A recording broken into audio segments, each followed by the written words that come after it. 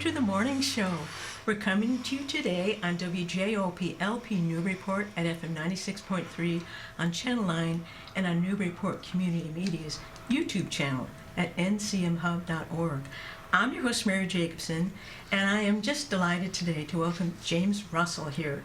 He is the Executive Director of the Custom House Maritime Museum and came to the museum last year in 2023. Prior to coming to Newburyport, he served as the CEO of the Nantucket Historical Association from 2017 to 21, and before that he was president of the New Bedford Whaling Museum from 2008 to 2017.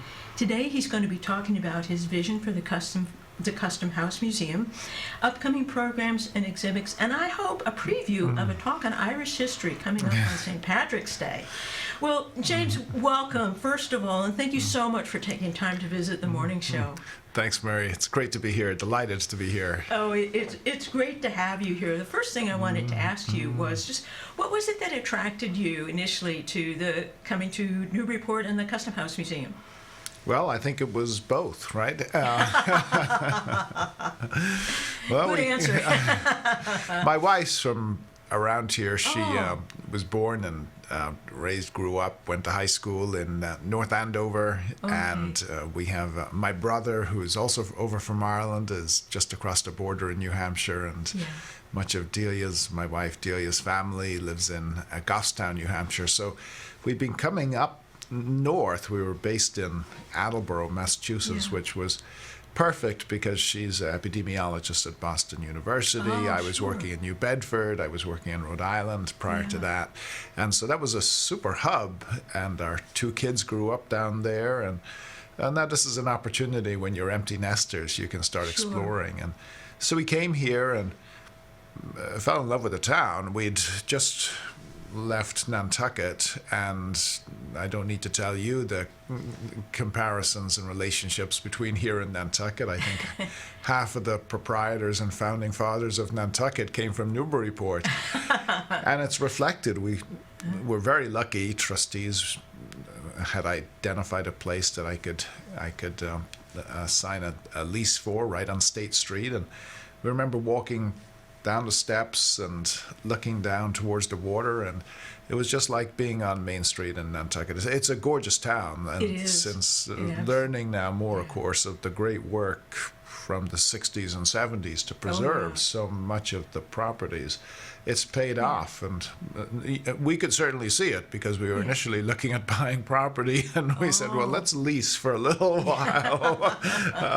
And so congratulations to everybody who's made that possible. Yeah, they really saved Newburyport. And we're happy to have you. You've been busy transforming the Custom House Maritime Museum in so many positive ways. And actually, that was the first thing I wanted to ask you. I often think, James, that institutions are organic. They must be dynamic. They have to have their own life cycle. They have to change and adapt, just as people in communities do. And so I was hoping we could start our conversation by your talking about your vision for the role that you see the Custom House Maritime Museum being able to play in our greater Newburyport community. Yeah, thanks. Thanks for the question. Obviously, it's one that we talked a lot about when I came here in early November, so it seems years ago, but in actual fact, it really wasn't that long ago. And I suppose the things that attracted me to the space was the physical structure. It's an absolute gem of an historic structure, and there's been so much work put into and loving care put into maintaining it. And by the way, a big call out to community preservation and the city of Newburyport for the continued year-over-year, decade-over-decade support to help what is a very important historic structure, not only in Newburyport, but there are only 3 extant custom houses in America. And frankly, the one here is in much better shape and much better authentic and original condition than the other 2. Starting there, that was a very attractive proposition. I mean, it's relatively small. It looks dominant and imposing on the outside, and of course it was designed to be just that. And on the inside, there's some very interesting constraints from a curatorial point of view that we have to work around. Working in a granite building is not the same as working in a contemporary museum where you can readily put a nail in the wall. You don't readily put a nail in the wall in granite. Not unless you want to break your hammer. And then we talked about the collections a lot, and there's some real treasures, and I'd like to talk a little bit about that because the volunteer effort in bringing these treasures out, I mean, we all know about, you go into the attic and you pull out the treasures. Well, in actual fact, we are going in the attic and pulling out the treasures. That is exactly what we're doing. We're actually going into the basement and pulling out the treasures too. And then I was thinking, and we got talking about the stories, and there's so many stories that we can tell. But also I would say, Mary, that we want to say we're not just telling the Newburyport story.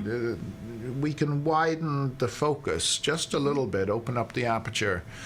And there's stories in Amesbury and Salisbury and adjacent communities which are pertinent to the marine story. It doesn't suggest mission creep by any stretch of the imagination, because it really all points to the lower Merrimack region and the importance that it's had for a long time, and which is not a trivial point, for a very long time, because I would say that perhaps there's been a focus on starting the story with the settlers in 1635 or 35, I think. And of course, that's not the beginning. That's merely a chapter.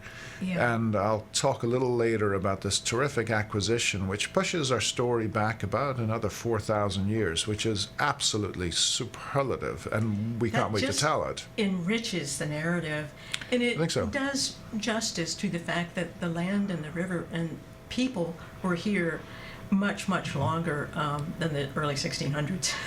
So. Yes, and they're great stories because, and I've done a lot of work with the Wampanoag tribes in Gayhead, Martha's Vineyard, and also in Mashpee, and working, with the leaders in the tribes. It's been very interesting, illuminating for me, and frankly, a lot of myths get overturned when you tell those stories, and you're absolutely right. I mean, shell fishing on Joppa Flats didn't start then, or didn't start in 16 whenever. It started maybe 4,000 years ago as subsistence living and migratory groups came down to the Merrimack and frankly went fishing just like they went fishing much later in the great schooners. And so those stories can be told. And well, I suppose just to get to the specifics, not to leave your audience dangling, we recently acquired an absolutely terrific, intact, bona fide collection. It's from the Davistown Museum in Maine, which went bankrupt. And this was an intact collection spanning 3,000, 4,000, 5,000 years.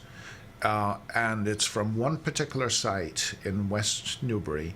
And it's continuously, these particular items, and I've got a few here we can show, range from ceramics. There's ceramic and stone, obviously, which makes sense. Wood obviously deteriorates. And so it's on the Coffin Stream. And so it allows us to talk about fishing and what life might be like. So that's very exciting, James. Oh, it's terrific. And we're going to start the presentations when the visitor comes in, where the Collector of Customs Gallery was until 2 days ago, when 20 Coast Guard strong backs I saw the picture in the Daily showed News. up, and they moved everything out. And that's going to be a new timeline gallery, which allows us to start with this story, and then running all the way through to 1975. 1975 is interesting because it's 49 years ago this year, but next year will be our 50th because that's when the museum opened to the public after many years of restoration. And so I think that's a really great time, and we'll punctuate that with models which talk about that particular period. So it's going to be an exciting, that's a very interesting project to put together. Absolutely. Now, did you have some of the artifacts? Oh, well, these are... You could hold them just so the camera can catch I'm them. going to show you bits of stone. Well, I'll put that a little closer. You can see some of these are quite small. I just brought the projectile points because, there's a very clear point. Now, trying to date these, of course, is tricky because lithic projectile points and you need to examine it. But the good thing is, from an archaeological point of view, I'm not an archaeologist, but I've done some work previously with an archaeologist in Nantucket, and knowing where these were found is very important because that gives context to these particular findings. And you can tell even just by these, the color of these stones, you can tell that they're different. They're different stones, so different lithic points from different periods, and even the shapes of the arrow of the points are different, which indicate whether it's from early woodland period or previous. And so we're very excited about this. I don't profess to be much more knowledgeable than what I'm telling you now, but that's why we need to bring in experts. And it's in that regard that I also think there's so much opportunity, and that is for original research. And one of our trustees, Ted Olson, came up with an idea, and I just think it's superlative, it's original, and it frankly surprises me that it hasn't been done. And that is in Rowley, Peabody Essex's collection storage space. The logbooks from the Custom House are stored there. And on his own volition, he went down, and the first logbook is from 1772. He scanned it and started to record some information, obviously with their permission. And it's fascinating because you can see there what was being imported into Newbury, into the the colonies at the time. Well, there was a lot of rum, I can tell you. Why am I not surprised? And Ted tells me that those records run all the way to 1910, and he said when you look at those imports, well, then it tends to be coal. And, of course, this is highly documented because the purpose of the Custom House was to raise money. It was a revenue, right? It was there's actually a brig in the lower level of the Custom House, which is pretty neat, right? We might make that a little space for kids. I think they absolutely. We'll put them in jail.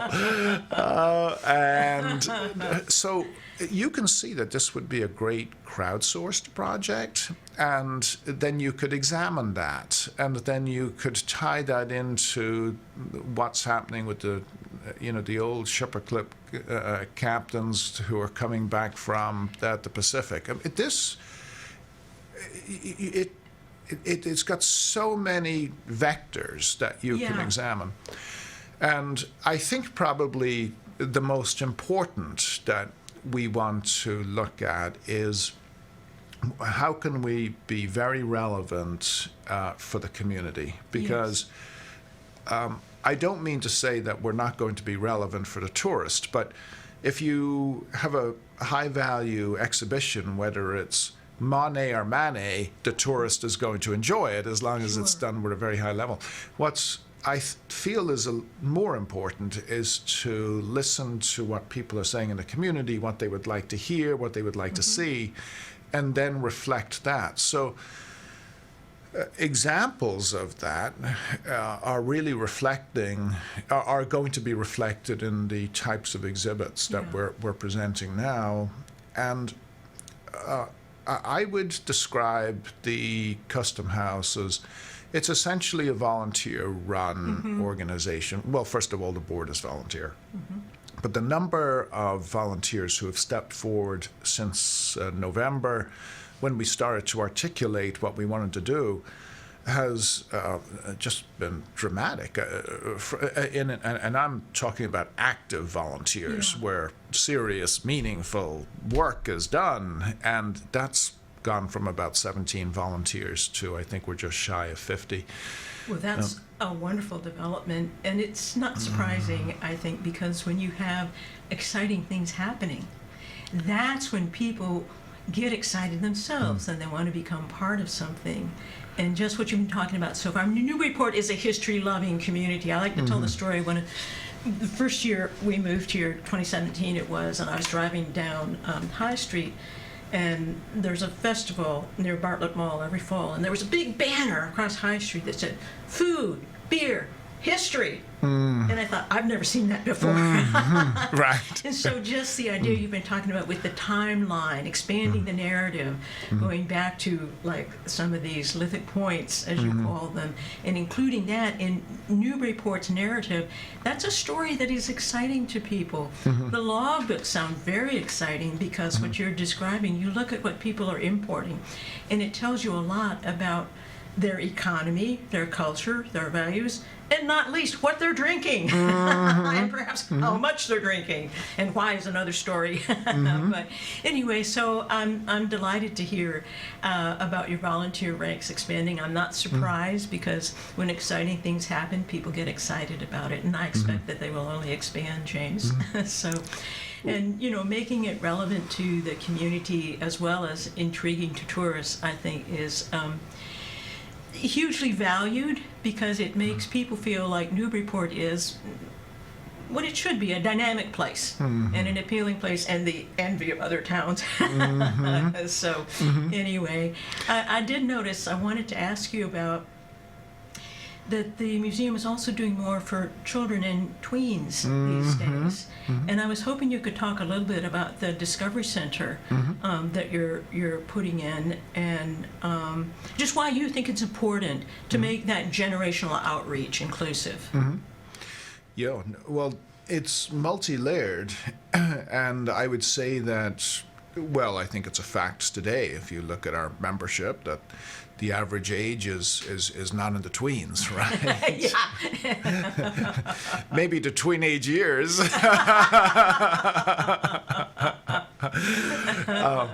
So, I look at our space and I say, what activities can people do, let's say, during the winter time? And well, there's a lot of activities to do in the summertime. Yeah. You're out, it's gorgeous. I mean, why wouldn't you want to be outside in the summer here and enjoy everything that's to offer? But even though I've just gone through one winter and it's been relatively mild, nonetheless, I went over to Jim Keenan over at Boys and Girls Club in Salisbury, and he just has a wonderful operation over there. And I wanted to make sure that we're talking to as many aspects as we can in our society. And I said, Jim, what if we were to clean out some of our space, and what if we were to make a classroom space? Would there be an interest on your part for your students for your kids to come over? Now, their kids are not quite into the tweens yet, but that's going to happen with Newbury Youth Services, which is a program starting in the next 2 weeks, which we're pretty excited about. And so since January, twice a week, kids from first grade through sixth grade have been coming over. There's a younger cohort that comes over on Tuesdays and a slightly older cohort that comes over on Wednesdays. And we have a terrific education coordinator, thanks to funding, and I'll give a little call out to some of our funders in a moment. But thanks to funding, we were able to create an education coordinator position 3 days a week. So we're able to present these particular classes. And then at the same time, a donor in Amesbury offered us wonderful space where we could move storage, because we were locked in this box. It's a cube, the Custom House is a cube, and it was very contained. And valuable waterfront space was being occupied for storage. Well, that's not the best use of that space, as we all know. And so we've moved some of our collections, and we've moved some of our, a lot of our infrequently used materials off-site. And so that's created space in which we could then do more programming.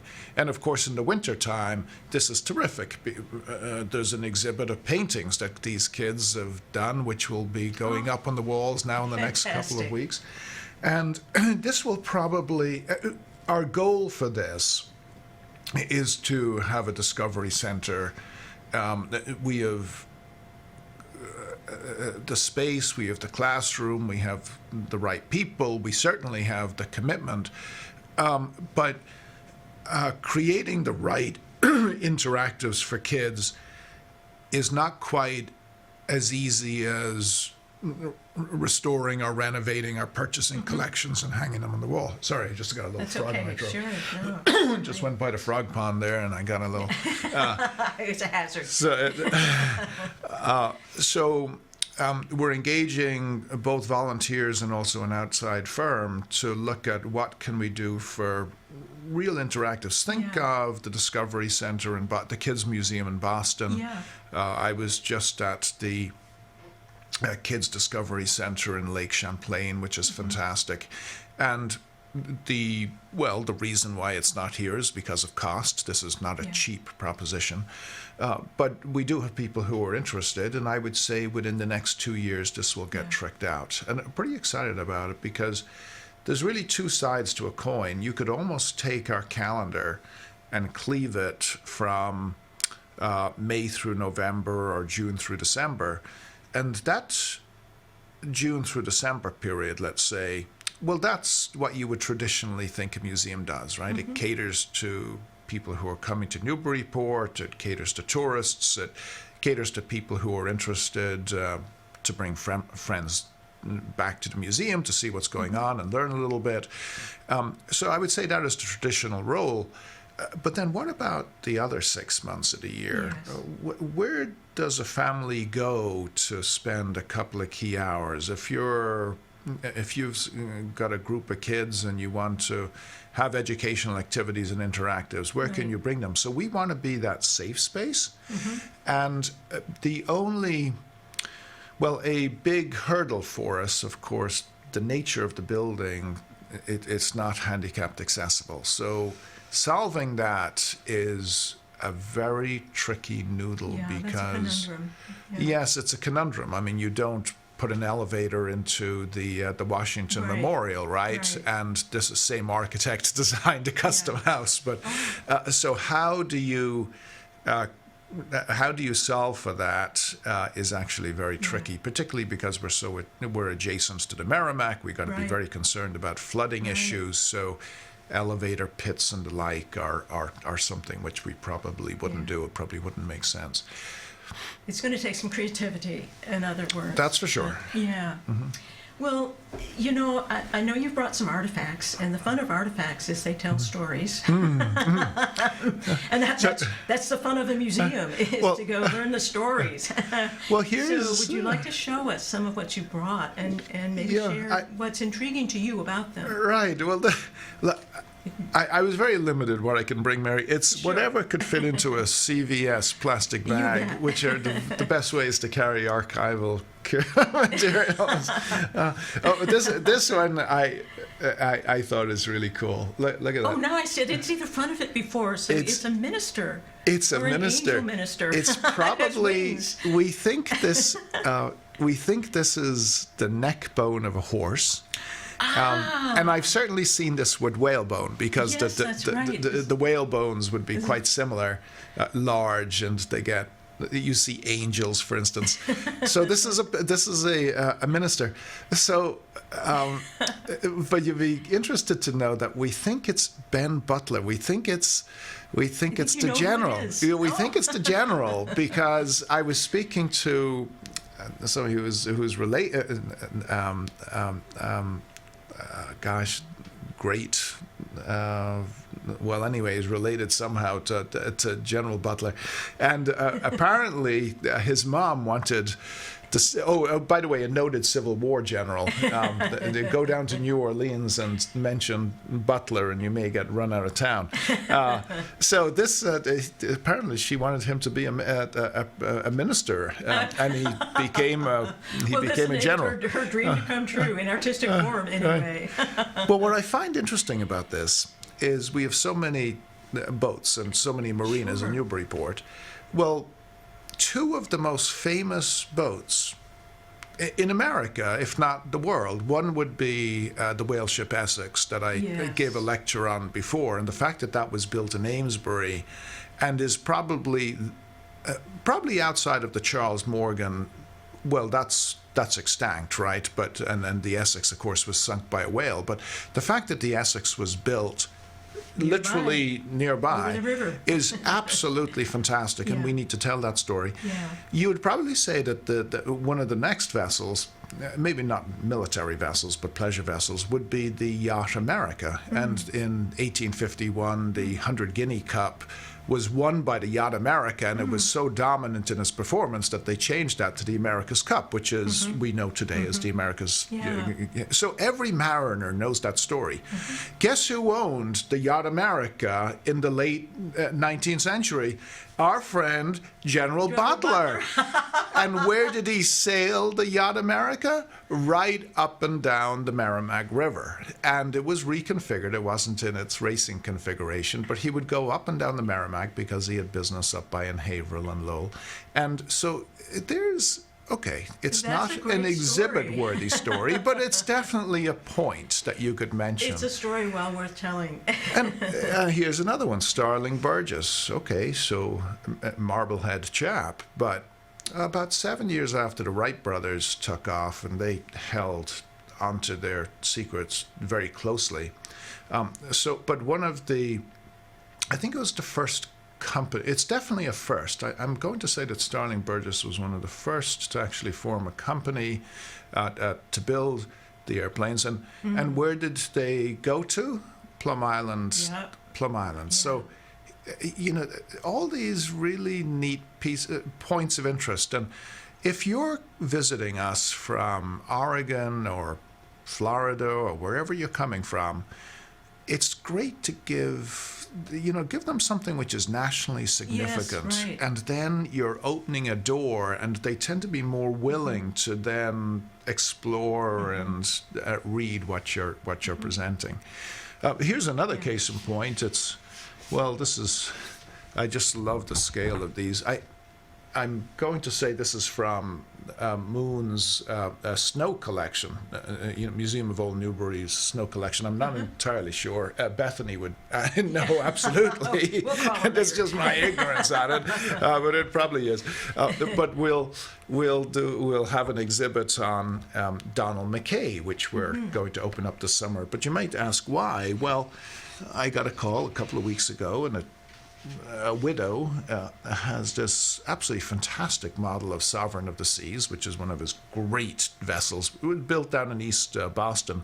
But nonetheless, where did Mackay get his start? And the great clipper ships that we know today, this is where he really worked on that idea and tried playing with hull forms and the like. And that's so the story of naval design and shipbuilding and creativity during the age of sail, not the age of steam. Once metal came into the game and the paddle wheelers and the smokestacks, that didn't apply. But certainly when it comes to the age of sail, a pinnacle in that development, not just in America, but frankly worldwide, like Sovereign of the Sea has the record for fastest sail from Hong Kong, I think it is, and Macau to New York. Still, they tried to beat it in a trimaran, but they couldn't do it, which is incredible. Do you know what the record was? It's not kind of factoid I recall, but I'm just curious. You know, it's certainly not a factoid. It's certainly a factoid I've read 10 times, and at 58, it's okay. And at 58, I don't recall it. So, but somebody listening might be able to tell us faster, right? Than any other vessel, which is and these impressive. Vessels were built to go from A to B as quickly as possible. They're perishable materials. By the way, that's true today. And then here's a fun one. I'm not sure how well it's going to read on the camera, but I'm giving this talk both here. Well, I'm giving it at the museum on Sunday and at 2 o'clock, and here on Wednesday at noon, and it's on Irish history. Yes. Well, this comes from the Custom House here, and it's the list of people. It's a crew list. That's what this is. It's a crew list, and it's composing the crew of the brig Packet of Newburyport, whereof is Master George Campbell, bound for Cork, Ireland. And there are only 5 people on board, a smaller vessel, obviously. And this was signed by the collector, and it was signed in 1817. And this is before the granite custom house was built, because there was another custom house building. This is before the fire, or sorry, just after the fire, but yes, just after the fire. And then, of course, the granite building was built in 35. But that's terrific because it directly ties, and it shows trade between the British Isles, Great Britain, and in this case, Newburyport. Yeah.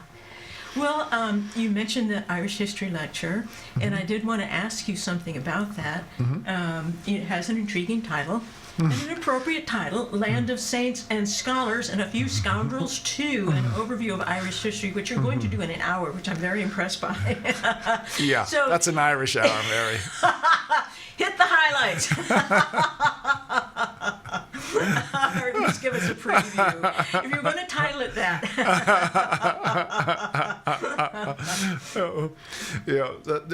You want me to tell you what's going to happen in this lecture?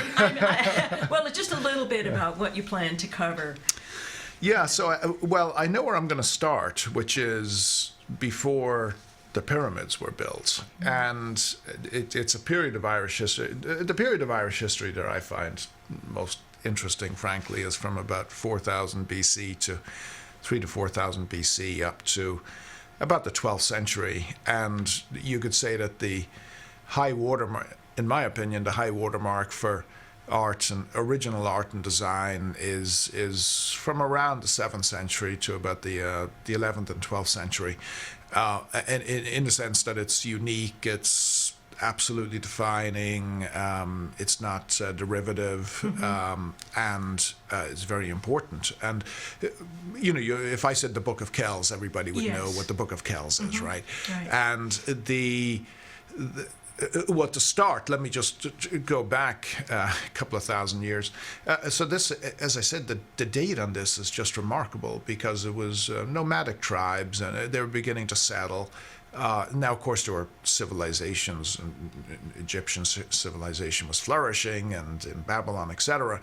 But nonetheless, there's in the 30s, it was rediscovered, and it's a burial tomb. And it's remarkable because when you walk into the cruciform chamber at the solstice in winter, there's a lintel, and there's a light box above the lintel.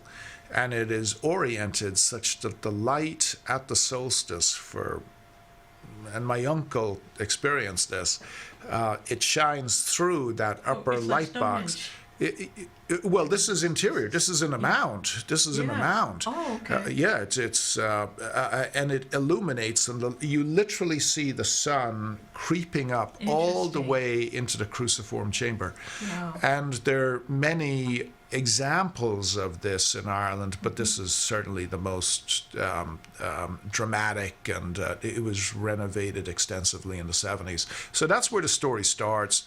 I run up to the big bad Vikings. They're always good to beat up, but Dublin it's a Viking name, Dubhlin, Dubhlinn, which we now say Dublin, and really defines the country, the area, because it wasn't united. It was really a bunch of chieftains. And then I'll look at some of the arts and crafts, which I find particularly interesting, like the Ardagh Chalice, the Book of Kells, the Cross of Cong, and then the high crosses that you see. I mean, why are the high crosses that you see in the cemeteries here shaped the way they are? Well, there's a reason. That's a uniquely Celtic design, as many of the original crosses, they hug the stone, and there's some light relief carving or bas relief, and then gradually and over the hundreds of years, they start penetrating the stone and creating more shape to it. And then we'll do a quick look at politics, and got a touch I'm on sure politics. that's when you get to the sinners. Well, that sounds fascinating, James, and it's a lesser-known aspect of Irish history. A number of years ago, I mentioned to you before the show that my family on my mother's side is all Irish, Carrs and Sweeneys all the way back, and we took a pilgrimage to. My mom was from, my grandmother was from County Mayo, a little town named Lewisburg on the western coast of Ireland, and I had never really studied much about Ireland before then. But then, to prepare for going, I read Thomas Cahill's "How the Irish Saved Civilization." Oh, sure, yes, yes, great book. And I always remembered the beginning. I think the very first paragraph, he says, "Well, the words Irish and civilization are not usually paired in people's minds." Yes. But then he proceeds to talk about how those monks did save by creating the manuscripts and, of the Greek philosophers. And so it just opened my mind to Irish history and made me proud. And there's more to that to come. Clearly, because you're taking it even further back than I believe Cahill does. So that sounds fascinating. I'll be there. Oh, great. Please, it's at the, as I say, it's at the museum at 2:00 on Sunday, and then at the senior center 20th, here right, on the yeah, 20th. It's noon. At noontime. Well, James, is there anything I haven't asked you about the museum's role or upcoming events or displays that you're excited about that you'd like to talk about before we end today? Yeah, a couple of things, if you don't mind. And I'd be delighted. And I'll kind of run through this. I love how people are coming in with some great ideas. John Tavano and Donna Ricci come to mind, and they talked to me about 2 months ago, and they said, look, maybe once a month we could do recitals up in the Moseley Gallery, and this would be free to the public. By the way, it's free for Newburyport residents to come. There's no charge.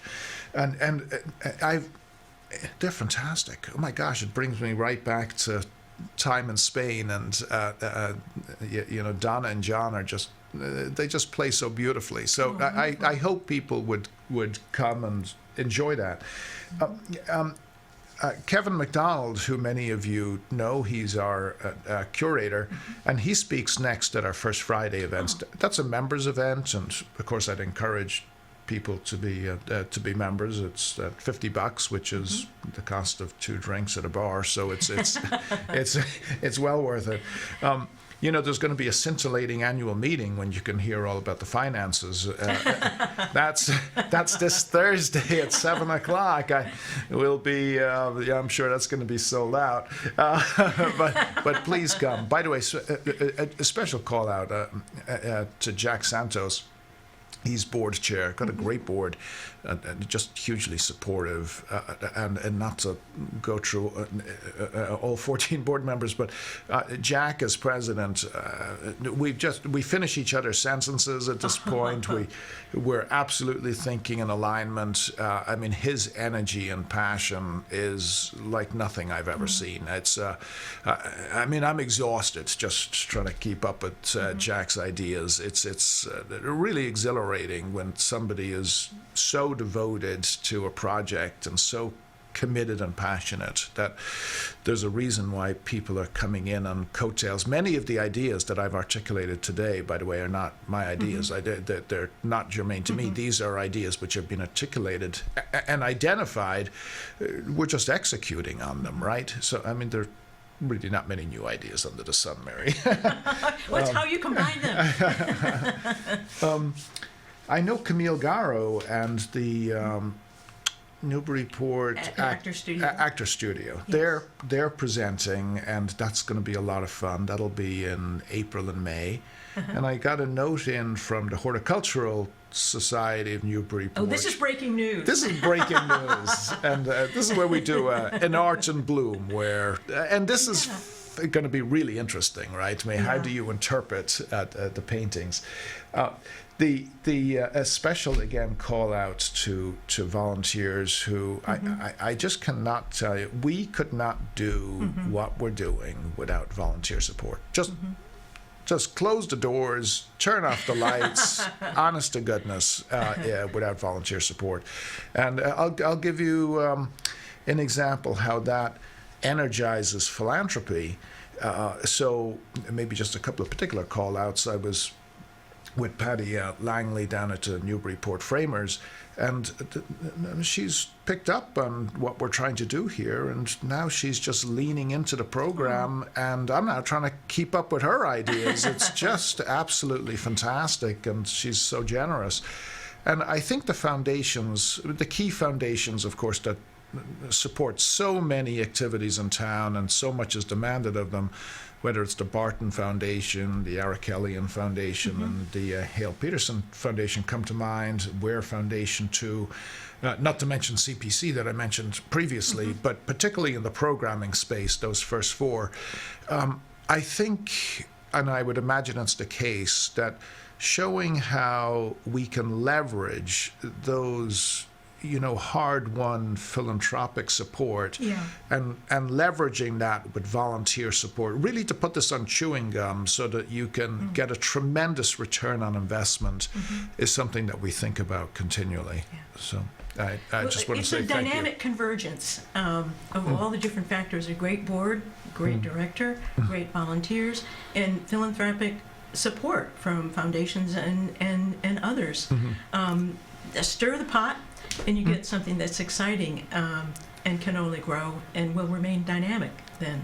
Good. So it sounds terrific. Sounds like an Irish stew that you just described there. With the side of Jacobsen. Any and all times. James, I can't thank you enough. It's been really fun to talk to you and to learn about the many, many exciting transformations that are happening with all the input from all the different interest groups and volunteers that you've been talking about. I think we're lucky to have you. We're lucky to have the museum. And it's just an exciting time. Well, so, thank you so much. Thanks for having me. Really appreciate it. Look forward to coming back soon. You bet. You can bring some more artifacts. Maybe there'll be some other whalebone angel ministers. Isn't that great? I love it. I know. It's really something. And then it has that great story attached to it. So, well, that's it for today, everybody. Please do join us again next Thursday at 9 for the morning show. Till then, be well.